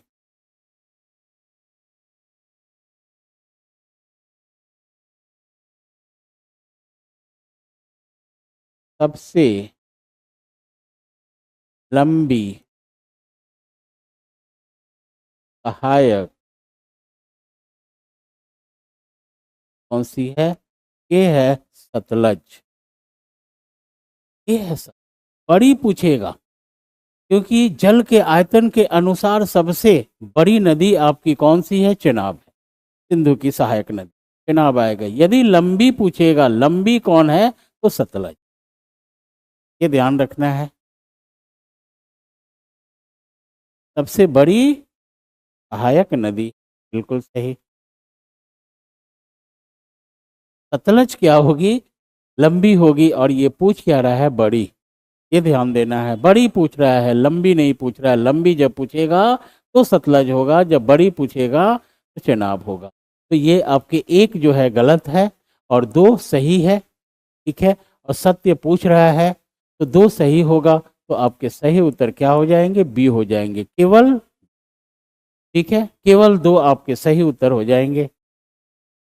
नेक्स्ट, भारतीय वर्षन की प्रादेशिक विविधताओं के संबंध में नीचे दिए गए कथनों पर विचार कीजिए। भारतीय वर्षन की प्रादेशिक विविधताओं के, हिमालय में वर्षन मुख्यतः पात के रूप में होता है, ये सही। हिमालय क्षेत्र में जो वर्षा होगा वो क्या होगा? स्नोफॉल होता है, ज़्यादातर स्नोफॉल होता है, हिमपात होता है।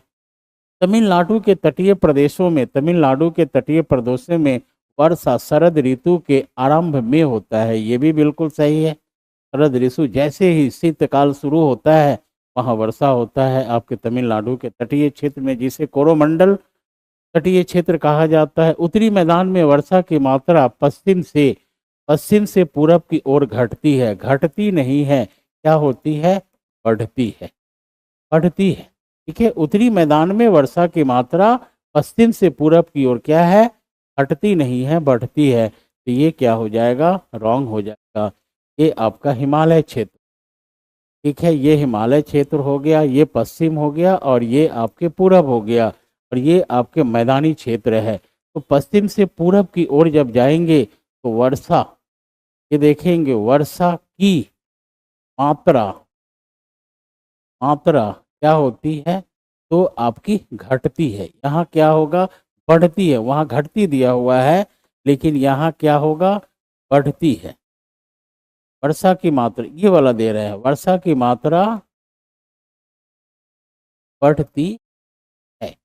ठीक है, कैसे, तो यहाँ पश्चिम से पूरब की ओर वर्षा की मात्रा बढ़ती। अब यहाँ देखेंगे कि जब पूरब से पश्चिम की ओर जाएंगे, पूरब से पश्चिम की ओर जाएंगे तो वर्षा की मात्रा क्या है, बढ़ती है।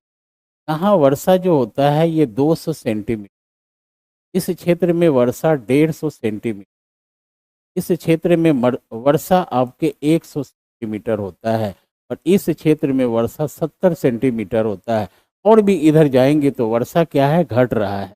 यानी पूरब से पश्चिम की ओर जाएंगे तो वर्षा क्या है, बढ़ता है और पश्चिम से पूरब की ओर आएंगे तो वर्षा क्या होगा, वर्षा क्या होगा, बढ़ेगा। इधर देख रहे हैं ना, पूरब से पश्चिम की ओर जा रहे हैं तो पश्चिम की ओर वर्षा की मात्रा घट रही है, पूरब से पश्चिम की ओर घट रही है और यहाँ देखेंगे पश्चिम से पूरब की ओर क्या है, बढ़ रही है, बढ़ रही है। ये क्वेश्चन आपके क्या है, बहुत अच्छा क्वेश्चन दिया हुआ है कि उत्तरी मैदान में वर्षा की मात्रा पश्चिम से पूरब की ओर घटती है, घटती नहीं है, बढ़ती है।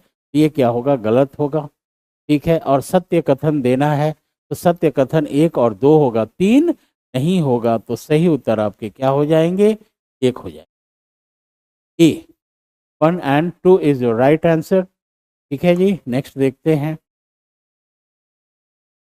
निम्नलिखित में कौन से कारक मृदा निर्माण को प्रभावित करता है। यहाँ मृदा निर्माण की बात हो रही है कि मृदा निर्माण में इसमें कौन सा कारक इफेक्टिव होता है, तो उच्चावच, रिलीफ, उच्चावच सही है। वनस्पति आपके वेजिटेशन, ये भी सही है। जलवायु यानी क्लाइमेट, ये भी सही है, वनस्पति भी सही है। और समय, टाइम, क्योंकि मृदा को बनने में समय लगता है, एक ही बार में मृदा नहीं बनता है।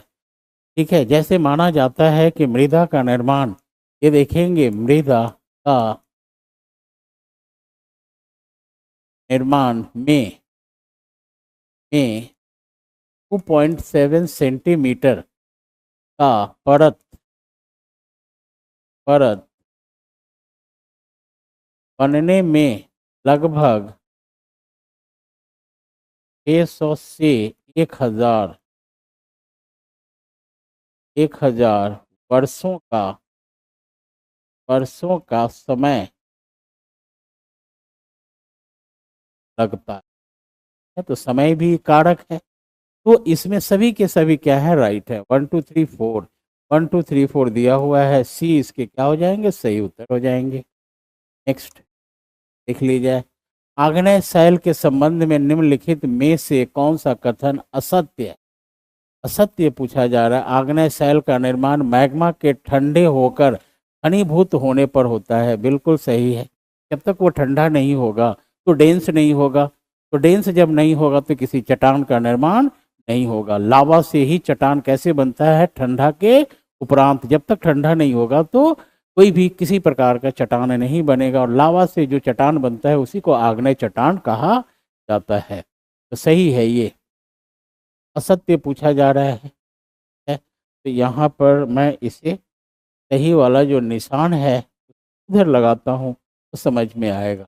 तो ये क्या है, सही है। पूछ असत्य रहा है। पृथ्वी की सतह पर हुई आकस्मिक शीतलन के कारण आग्नेय शैल के कण छोटे होते हैं, ये भी सही। ठीक है, आकस्मिक शीतलन, अचानक क्या है ना, शीतलन हो जाएगा तो उसके कण क्या हो जाएंगे, आग्नेय के छोटे हो जाएंगे। तो ये भी क्या है, सही है। देखते हैं, आग्नेय शैल बनने की प्रक्रिया पृथ्वी की सतह क्या पृथ्वी की प्रॉपर्टी पर हो सकती है। तो प्रॉपर्टी पर लिखा है, इंग्लिश में इन होगा, इन द, यहाँ देखेंगे इंग्लिश सही लिखा है। The process of formation of igneous rocks can be place on the earth surface और in the earth crust. In the यहाँ पर नहीं होगा, के होगा, अंदर, के अंदर हो सकती है। तो ये भी क्या है आपके सही, ये भी आपके सही है। देखा जाए तो तीनों के तीनों क्या हैं, सही हैं। लेकिन ये पूछ क्या रहा है, असत्य, तो असत्य इसमें कोई नहीं है उपयुक्त में। ठीक है, की बात देखेंगे आग्नेय की, तो ये हो गया आपके आंतरिक भाग में बनने वाला। ठीक है, आंतरिक भाग में बनने वाला आपके आग्नेय चट्टान। ठीक है, तो आग्नेय चट्टान आपके कितने होते हैं, तो दो होते हैं।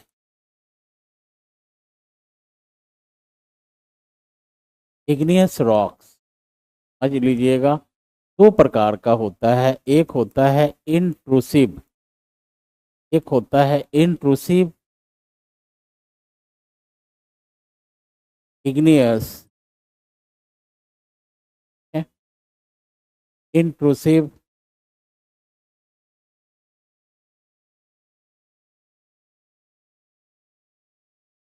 इग्नियस रॉक्स, और दूसरा होता है एक्सट्रूसिव।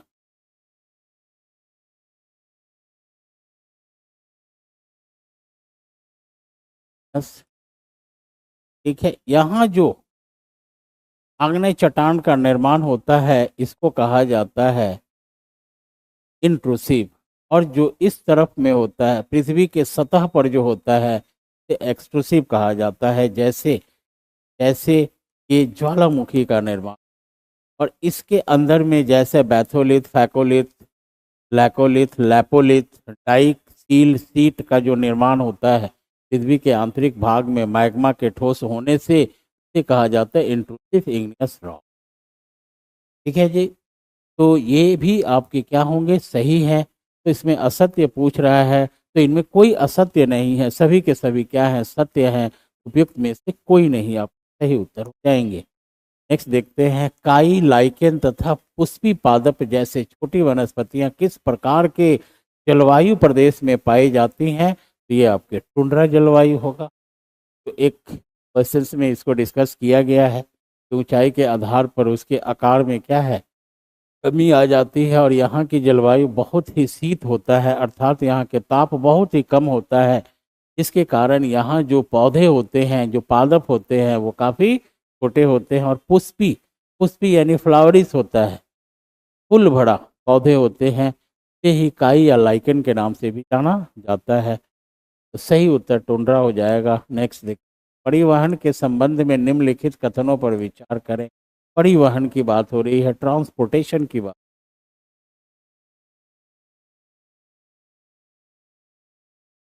ट्रांसपोर्टेशन, परिवहन समाज की आधारभूत आवश्यकताओं की संतुष्टि के लिए रचा गया एक संगठित विनिर्माण है। विनिर्माण, ये विनिर्माण का मतलब होता है मैन्युफैक्चरिंग। तो ये विनिर्माण नहीं है, ये विनिर्माण नहीं है, क्या है, सेवा क्षेत्र।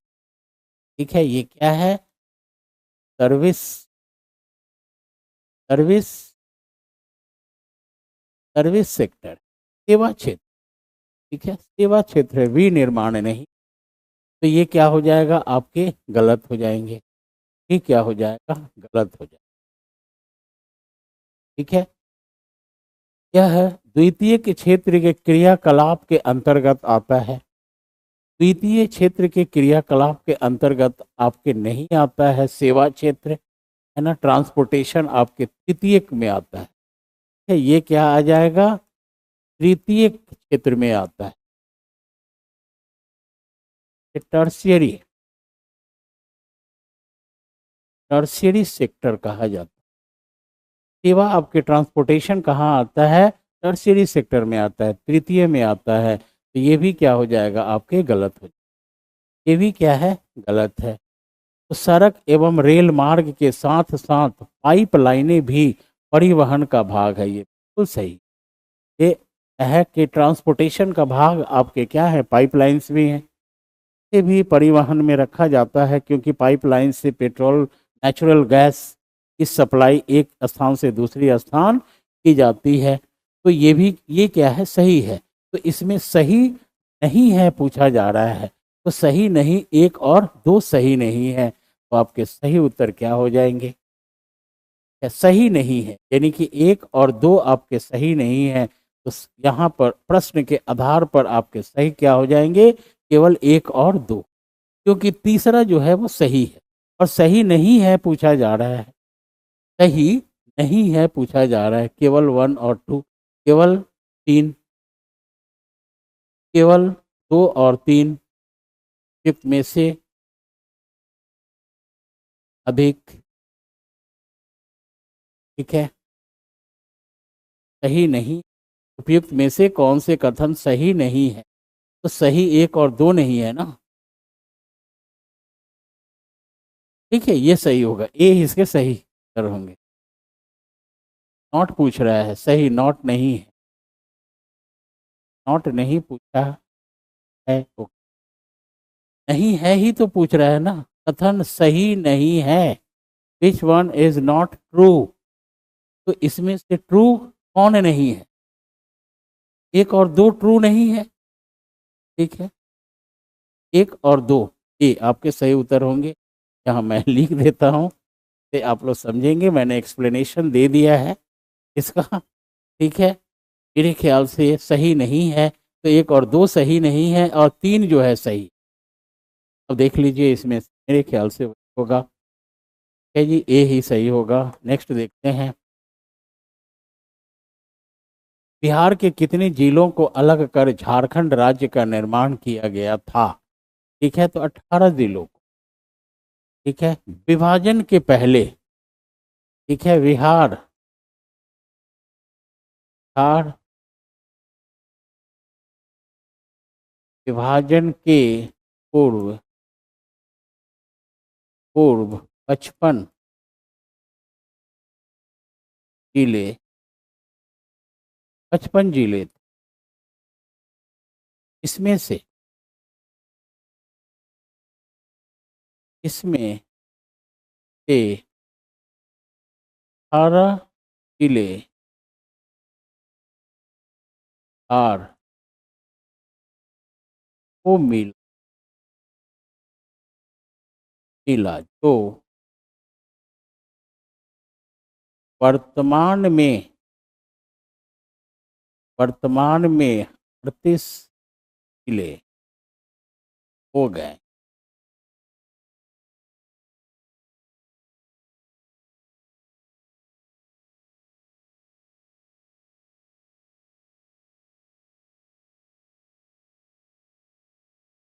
तो बिहार विभाजन के पहले कितने जिले थे? दोनों को मिलाकर के 55 जिले थे, जिसमें से 18 जिला किसको दिया गया? बिहार को, और बाकी झारखंड को। अब इन्हीं 18 जिलों को विभाजित कर करके बिहार में 38 जिले बनाए, 38 जिले बनाए गए। सही उत्तर आप किस रहे हैं? बिहार के उत्तर पश्चिमी भाग में स्थित सारण जिले और उत्तर प्रदेश के बीच सीमा रेखा का निर्माण करने वाली नदी कौन सी है? तो घाघरा नदी, जो सारण से ही प्रवेश करती है, और छपरा से होते हुए सारण, सॉरी, सारण में प्रवेश करती है, और सारण में ही आकर गंगा नदी मिल जाती है। उत्तर प्रदेश से कहाँ प्रवेश करती है? तो सारण में। सही उत्तर आपके घाघरा होगा, घाघरा नदी ही सारण में उत्तर प्रदेश से प्रवेश करती है, और गंगा नदी में मिल जाती है सारण जिले में ही। नेक्स्ट देखेंगे, बाढ़ से प्रभावित उत्तर बिहार के प्रमुख जिले का समूह, समूह है। ए में पश्चिम चंपारण, सीतामढ़ी बाढ़ का है, मधुबनी भी है, पश्चिम चंपारण, सीतामढ़ी, मधु, दरभंगा। यानी कहने का तात्पर्य यह है कि बिहार के उत्तरी भाग के जिले अधिकांशतः क्या है? आपके बाढ़ प्रभावित जिला है। मुजफ्फरपुर भी है, ठीक है, ये आपके क्या होंगे? पूर्वी चंपारण भी है, सीतामढ़ी भी है, मधुबनी भी है, सहरसा भी है, सहरसा भी है, और खगड़िया भी है। सही है। अब यहाँ ए और बी दोनों दे रहा है, तो इसके उत्तर आपके क्या हो जाएंगे? सही उत्तर क्या हो जाएंगे? ठीक है, कुल कुल बिहार के 38 जिलों जिलों में से कुल बिहार के 38 जिलों में से 28 जिले बाढ़ प्रभावित है में से इसमें से 15 जिले सबसे अधिक बाढ़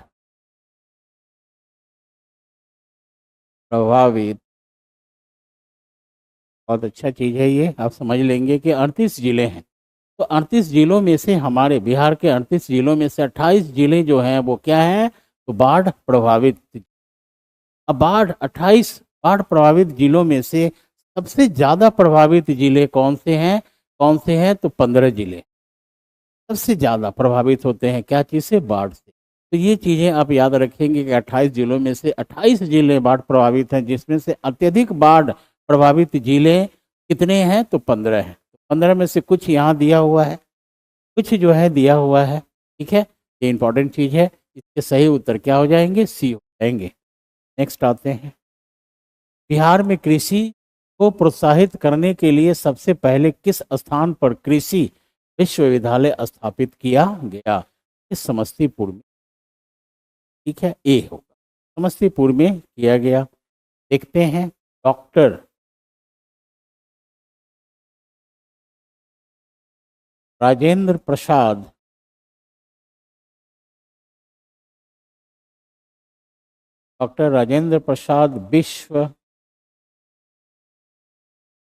विश्व कृषि विश्वविद्यालय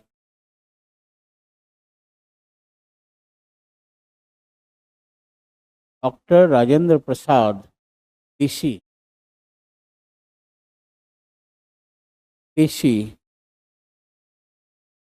विश्व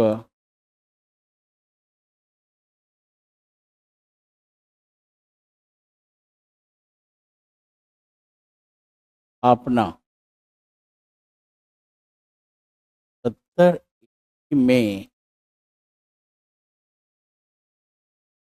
समस्तीपुर के पूसा नामक